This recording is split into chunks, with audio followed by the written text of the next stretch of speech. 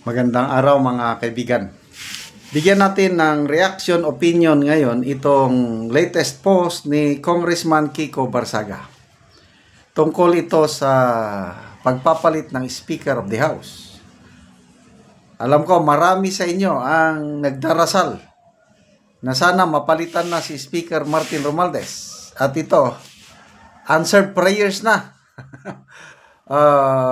Post ni Congressman Barsaga, I don't know paano niya ito nakuha. Sabi niya, good news, mapapalitan na si Speaker Romualdez this week. So Lunes ngayon. So this week, up to now hanggang Sunday, mapapalitan na dahil grabe na ang galit ng taong bayan sa talamak na korupsyon na pinaghihinalaan. Hinala lang ito, wala pang katibayan, na ang mga lawmakers ang may kinalaman. Kaya, lumalakas yung panawagan na palitan na ang Speaker of the House. So, kung totoo ito, ay maraming matutuwa. Kaya lang, ang tanong, sino ang ipapalit? Huwag muna kayong mag-rejoice. Kasi nga, itong post ni Congressman Kiko Barsaga, combination ng good news at sa combination ng bad news. So, good news. Mapapalitan na si Speaker Romualdez this week. Bad news. So, sino ang papalit? I don't know kung matutuwa kayo o madidismaya. Bad news, si Sandro Marcos ang papalit.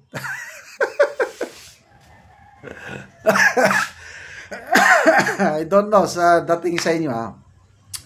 Ang good news sana, kung ako lang ang kung ako ang opinion ko ito, tanggalin nila si Speaker Romualdez as Speaker of the House, ang ipalit si Congressman Toby Chanco. Ay talaga, panalo ang taong bayan kung si Congressman Toby Chanco ang ipalit. Kasi accepted siya sa karamihan, kahit mga DDS. Maraming bumibilib kay Congressman Toby Chanco. Ano ito? Kakampi ng mga Marcos. Campaign manager siya ng alyansa. Yung wife pala wife ni Congressman Toby Chanco, pinsan buo ni President Marcos and ni Speaker Martin Romualdez. So malapit sila. May pinagsamahan. Sabi nga ni Congressman Toby Chanco in one interview, sabi niya, mahirap itong kinakalagayan ko ngayon dahil we've been friends for a long time ni Martin Romualdez. Kasi nga magpinsan ang. So pinagkatiwalaan siya ni Pangulong Marcos Jr. noong eleksyon last May. Kaya kung papalitan man lang ang Speaker of the House para katanggap-tanggap ng maraming sector of society, maganda kung papalitan na Speaker, sana magdilang ang hila ko, Speaker Toby Chanco. Ay, magre-rejoice ang sambayan ng Pilipino. Wala nang loyalist ka dyan, kakamping ka dyan o dilawan, DDS, matutuwa. Kasi napatunayan na ni Congressman Toby Chanco yung kanyang independence at sa kanyang integrity. Nakakaiyak yung anak niya, Tommy Chanco. Nag-post yung anak, very proud. I'm very proud of you as my dad.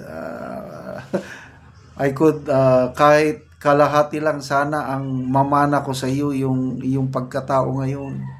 Yung gitrain mo ako ng ganito, sabi ng anak niya. Yes. Kahit ako, very proud ako. Hindi ko pa na-meet itong Congressman Toby Chanco ito. Nakilala ko lang siya ng gusto nung kampanyahan na, nung midterm election. Plus yung nagsalita siya nung natalo yung alyansa, yung siniwalat niya na yung pinilit nila yung impeachment plus yung kidnapping ni PRRD. Kaya natalo karamihang kandidato ng alyansa. Okay. Anyway, Sandro Marcos, to me, hindi katanggap-tanggap. Ang pangit. Presidente ang amahan, ang anak, House Speaker. Ano yan? Baka mamaya si Senator Amy mag-Senate President. Poros Marcos na lang. Not good, not good. So, ang next question is, mapapalitan kaya nila si Speaker Romualdez? I don't know anong source ni Congressman Barsaga. But to me, analysis ko lang ito, my personal opinion.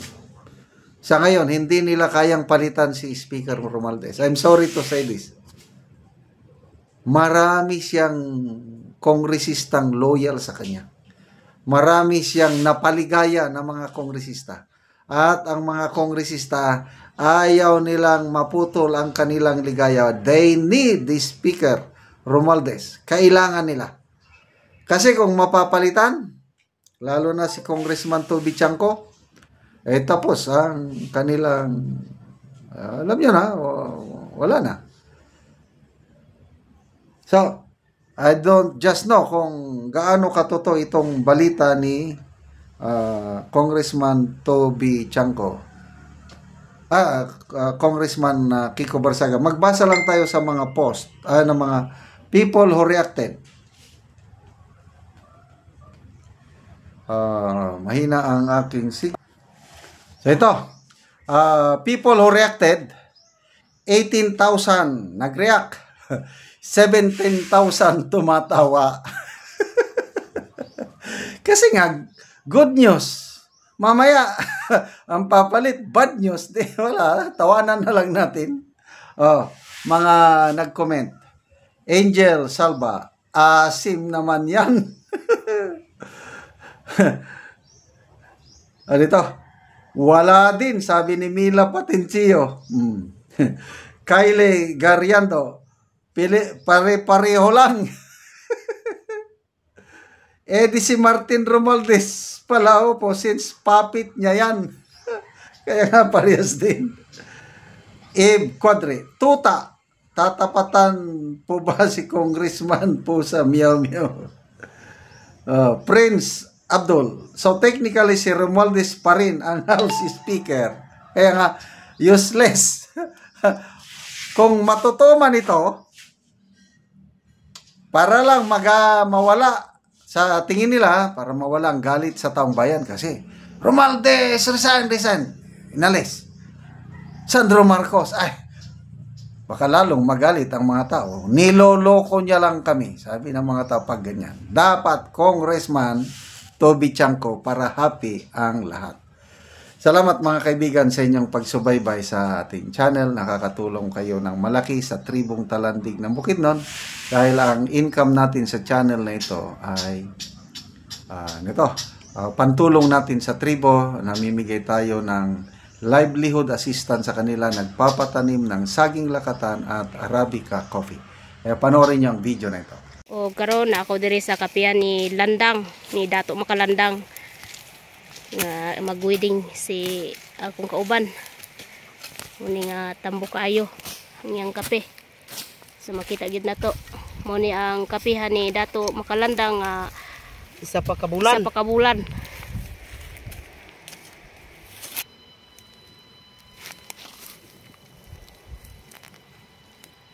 So nami dire karon sa akong kauban kay nag-wedding mi sa kape nga Weddingan ako ang kapihan ni Dato Landang kay para gyud nga dali makarbes, dali mamunga ba.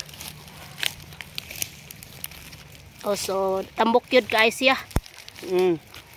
Og ako pag gyud giporboration og yuta para gyud nga motambok pag gyud siya. So kani nga sidling ang natanom diri nga side 1,805 ni ka punuan.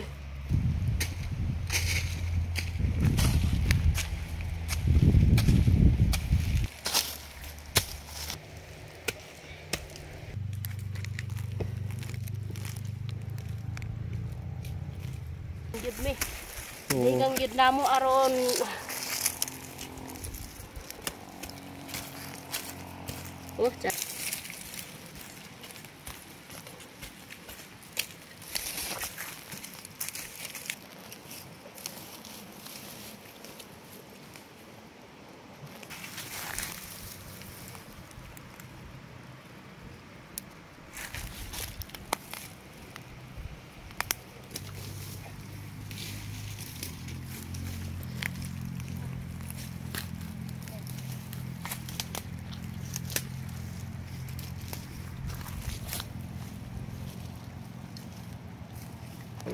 Salamat kay sa Ginoo og sa nagsuporta sa kape nga nakapananom gyud mi. Og iyani ni Dato Makalandang nga tanom. Salamat gyud kaayo.